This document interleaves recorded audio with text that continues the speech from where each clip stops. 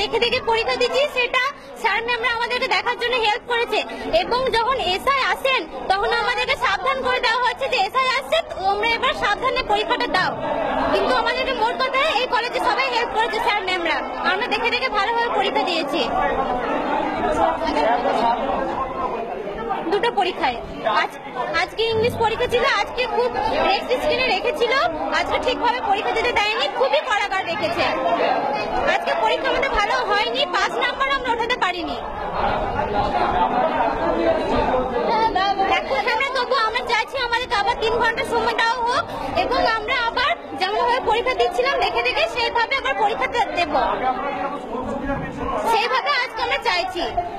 একটা সময় আমাদের পরীক্ষা শেষের টাইম, কিন্তু আবার আমরা চাই আবার আমাদের ফের 3 ঘন্টা টাইম দেওয়া হোক। চুমকি কর্মকার, বীরভূম ডিএলএড কলেজ, চন্দ্রপুর।